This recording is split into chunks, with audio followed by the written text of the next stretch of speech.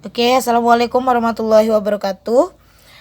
Kita lanjut ke analisis sensitivitas. Jadi analisis sensitivitas ini bertujuan untuk mengurangi perhitungan-perhitungan dan menghindari perhitungan ulang jika terjadi perubahan satu atau beberapa koefisien model linear programming pada saat penyelesaian optimal. Nah, analisis sensitivitas ini merupakan analisis dengan perubahan diskrit parameter untuk mengetahui berapa besar perubahan dapat ditolerir sebuah solusi optimal mulai kehilangan optimalisasinya. Nah, di sini perubahan-perubahan yang mungkin dihadapi pada kasus analisis sensitivitas ini terdiri dari 5, yaitu nanti ada perubahan koefisien fungsi tujuan, perubahan koefisien fungsi kendala, perubahan pada BI, penambahan variabel baru, dan penambahan fungsi kendala baru. Nah, untuk yang pertama, ini kita akan membahas tentang perubahan koefisien pada fungsi tujuan. Ingat ya, kita memakai soal yang sudah ada pada bab sebelumnya. Jadi untuk analisis sensitivitas ini kita sudah punya tabel optimal. Jadi tabel akhir yang kita gunakan ya. Jadi tabel akhir yang kita gunakan. Jadi melihatnya makanya dari soal sebelumnya. Jadi untuk tapi untuk mengerjakan analisis ini memang sebelumnya kita sudah mengerjakan algoritma simpleknya sampai ke tabel akhir. Oke, di sini yang pertama itu adalah perubahan koefisien fungsi tujuan ya. Untuk perubahan yang pertama, jadi ada 5 perubahan yang mungkin terjadi pada saat analisis sensitivitas. Tapi yang pertama itu adalah perubahan koefisien pada fungsi tujuan. Dengan menggunakan soal yang sama, ya contoh 1 pada bab sebelumnya. Jadi fungsi tujuannya yaitu maksimum Z sama dengan X1 ditambah 2X2. Dengan fungsi kendala X1 ditambah 3X2 lebih kecil sama dengan 8. Kemudian X1 ditambah X2 lebih kecil sama dengan 4. X1, X2 lebih besar sama dengan 0. Ini Ibu ingatkan dulu ya. Ini bentuk primalnya. Oke, jadi di sini bentuk primal. Ini bentuk primalnya. Nah, kita mau mengingat kembali yang bentuk dualnya sebelumnya ya. Jadi sebelumnya itu pas kita di analisis dualitas. Jadi bentuk dual dari ini itu minimum kan? Minimum 8Y1 itu ya. 8Y1 ditambah 4Y2. Oke. Nih, diingatkan dulu soal bentuk dualnya. Jadi ini bentuk primalnya, ini bentuk dualnya ya. 8Y1 ditambah 4Y2 karena nanti ada hubungannya di step selanjutnya. Oke. Nah, dengan kendalanya tadi sudah. Nah, sekarang kita membentuknya jadi bentuk kanonik ya. Karena ini adalah kasus maksimum ya. Jadi kita menyelesaikannya dengan cara kasus maksimum ya. Jadi fungsi tujuan maksimum Z sama dengan X1 ditambah 2X2 ditambah variabel slack 1 ditambah dengan variabel slack 2. Ingat ya, maksimum itu plus S1 dan S2. Ya, kalau minimum itu min S1 dan S2. Kemudian karena nggak bisa jadi identitas, maka dia membutuhkan variabel artifikal ya. Diingat kembali tentang bagaimana mengerjakan metode simpleknya. Oke. Ini fungsi kendalanya seperti biasa, bentuknya seperti ini. X1 ditambah 3X2 ditambah S1 sama dengan 8. X1 ditambah S2 ditambah S2 sama dengan 4. S1 lebih besar dari 0. S2 lebih besar sama dengan 0. S1 lebih besar sama dengan 0. S2 lebih besar sama dengan 0. Oke, ini dia sudah bentuknya sesuai dengan kasusnya ya. Jadi maksimum itu sudah tandanya sudah lebih kecil sama dengan ya, lebih kecil sama dengan. Berarti udah sesuai dengan bentuk standar. Oke. Nah, sekarang seperti yang sudah Ibu sampaikan tadi, jadi untuk analisis ini memang sebelumnya kita sudah pernah mengerjakan tabel simplek sampai akhir. Jadi ini tabel optimal ya. Jadi tabel akhir yang diperoleh pada soal sebelumnya ya, pada bab sebelumnya. Nah, ini tabel optimalnya. Jadi berdasarkan tabel tersebut, jadi ini udah jadi ya. Jadi yang diambil adalah tabel yang sudah jadi, hasil akhir dari metode simpleknya. Oke, berdasarkan tabel tersebut kita ketahui bahwa variabel basisnya adalah X1 dan X2. Oke, variabel basis ya. Sedangkan variabel non basisnya adalah S1, S2 ya. Select 1 dan select 2. Untuk variabel basis, koefisien fungsi tujuannya adalah C1 dan C2. kita perlu menganalisis seberapa besar koefisien C1 dan C2 dapat berubah tanpa mempengaruhi solusi optimalnya. Nah, untuk perubahannya itu ada rumusnya ya. Ini rumusnya, ini untuk perubahan pada koefisien fungsi tujuan. Jadi di sini ya. Jadi yang mau kita rubah itu nanti koefisien di sini. Ini kan 2 sama 1. Ya, 2 sama 1 CB-nya. Ya, 2 sama 1. Nah, ini nanti yang akan kita rubah.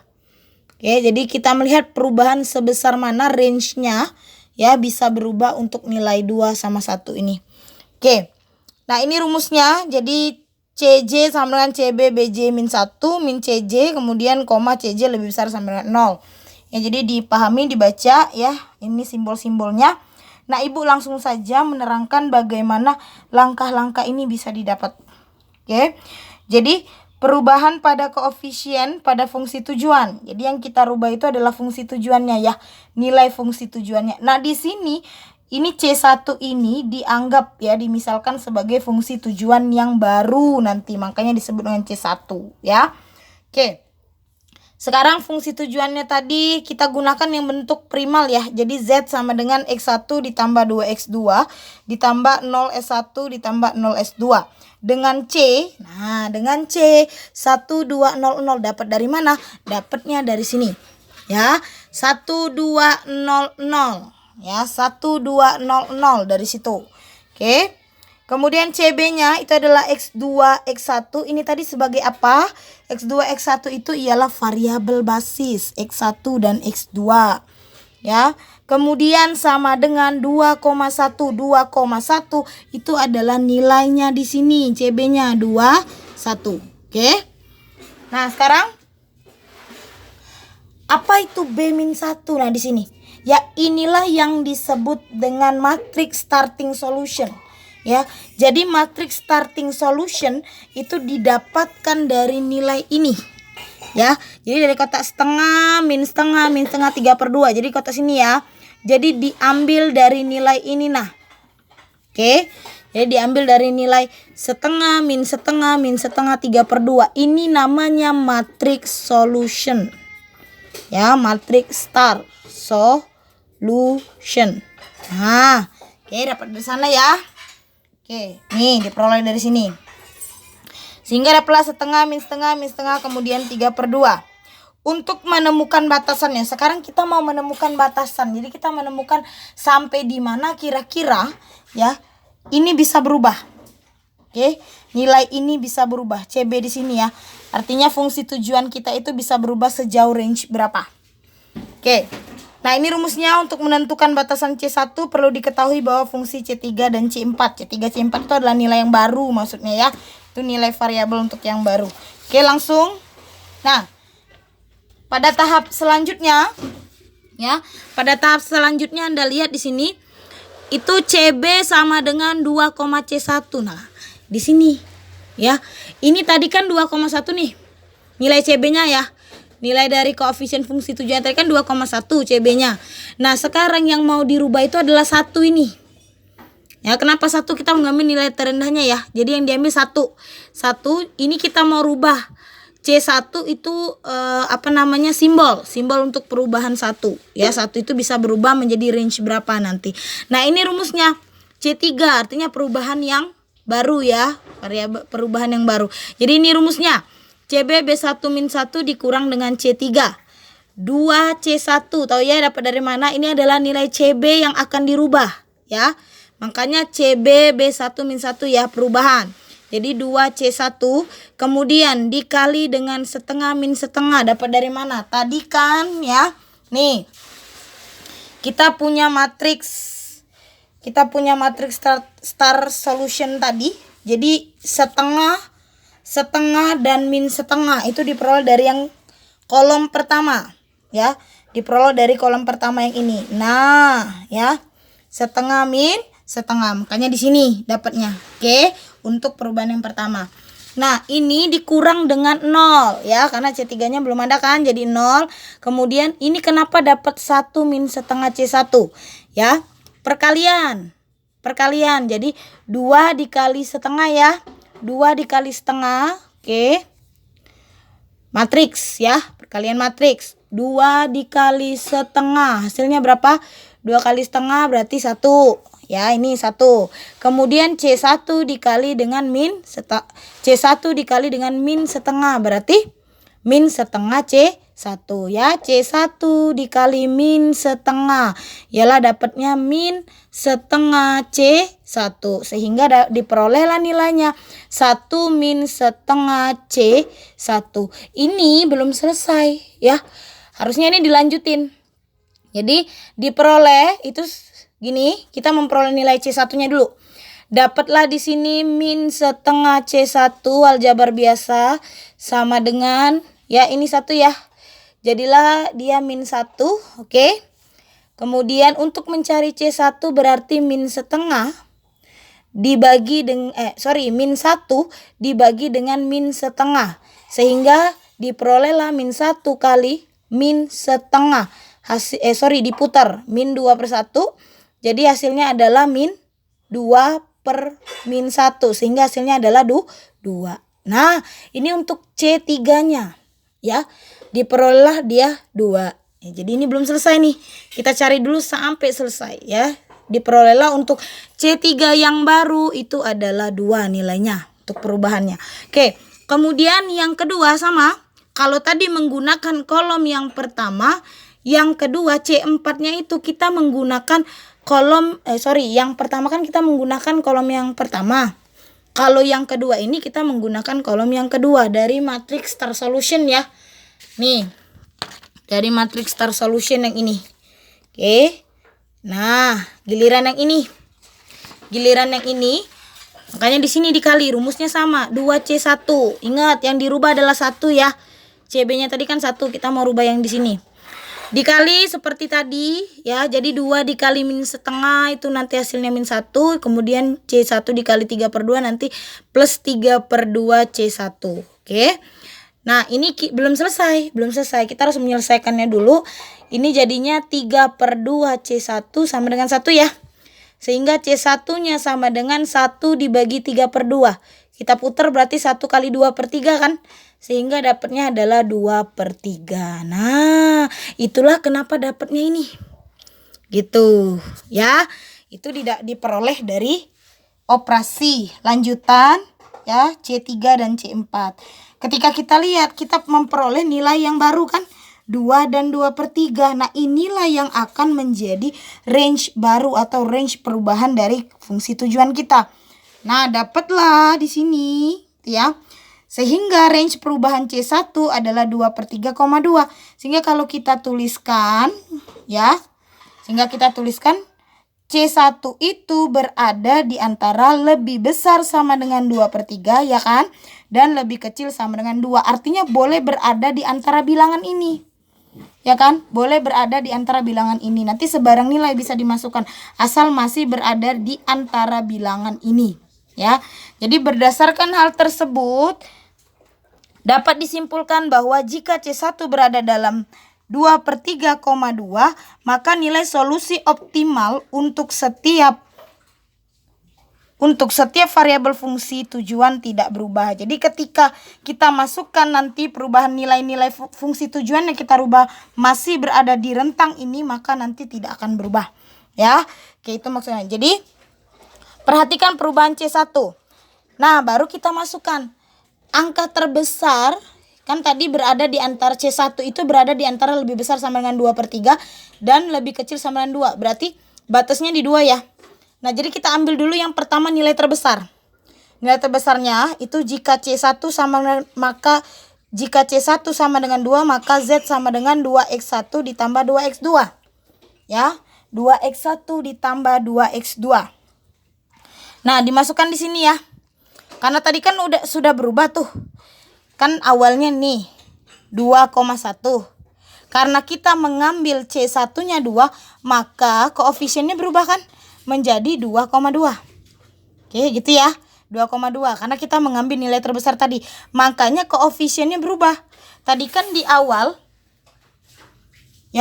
tadi kan X1 ditambah 2X2 kan? Di awal tadi X1 ditambah X2, 2X2 kan? Nah, karena kita ngambil 2, ini kan berubah jadi 2,2. Makanya dia di sini koefisiennya berubah menjadi 2x1 ditambah 2x2. Paham ya? Oke. Nah, sekarang kita masukkan nilai yang baru tadi, CB yang baru tadi ke tabel optimal tadi, tabel terakhir ya. Tabel terakhir. Oke, tabel terakhir dari metode simple kita. Nah, ini yang berubah kan tadinya 21. Oke, di sini berubah menjadi 2 ya, 2,2. Nah, sehingga untuk mencari tabel simpleknya untuk nilai ZZ-nya sama kayak kita mengerjakan tabel simplek. Berarti nih 8 dapat dari mana? Dapat dari sini. 2 kali 2 tambah 2 kali 2 kan? 2 kali 2 itu 4 ditambah 2 kali 2 itu 4. Ini seperti biasa ya ketika kita mengisi tabel simplek diperolehnya. Oke. Nah, ini untuk tabel yang pertama untuk nilai maksimum dari range perubahan ini. Oke. Nah, kita coba masukkan angka yang lain. Ini coba sebarang nilai asal dia berada masih pada range ini. Masih berada pada range ini. Jadi mau diambil sepertiga. Sepertiga masih berada di antara range ini kan. Jadi mau dicoba C1-nya kita rubah menjadi sepertiga X1 ditambah 2X2. Ya, kita rubah. Oke. Perhatikan perubahannya ya ketika 1/3 yang kita ambil. Oke. Boleh 2/3? Boleh. Ya, itu seandainya. Seandainya yang diambil adalah 1/3. Nah, ini berubah. Ya.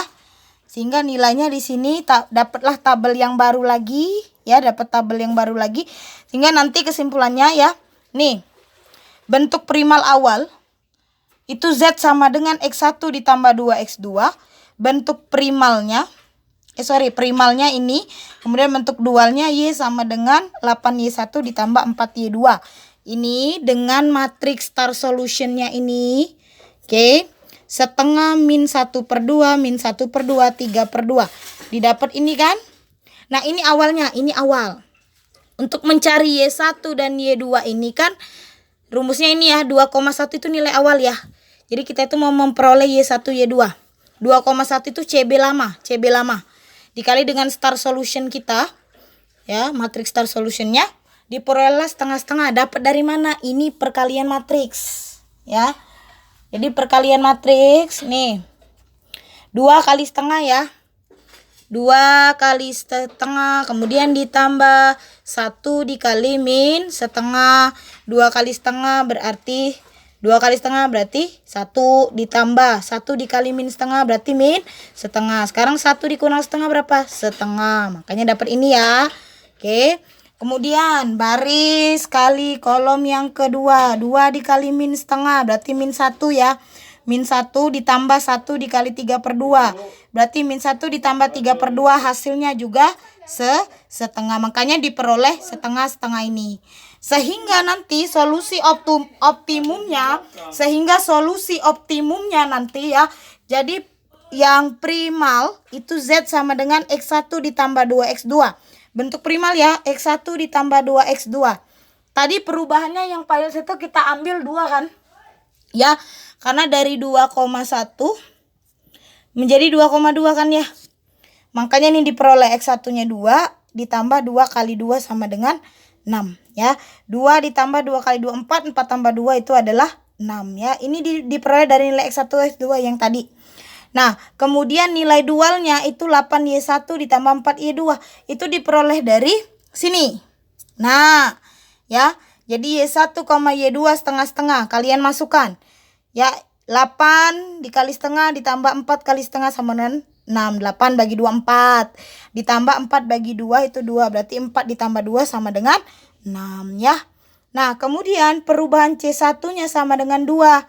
Didapat ini yang baru. Ya. Ini kan bentuk lama, ini bentuk yang baru.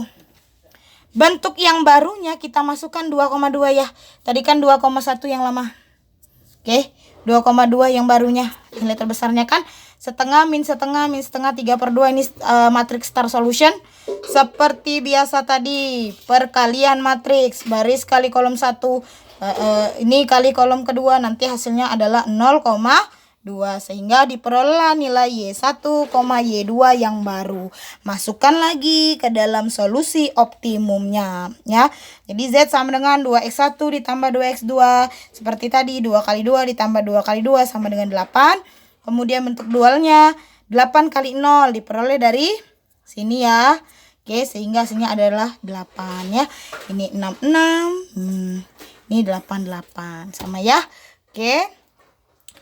Baiklah, sampai di sini dulu penjelasan untuk analisis sensitivitas yang bagian perubahan koefisien tujuan. Masih ada 4 lagi analisis sensitivitas ya, jadi 4 perubahan. Nanti akan Ibu lanjutkan penjelasannya. Sampai sini dulu. Assalamualaikum warahmatullahi wabarakatuh.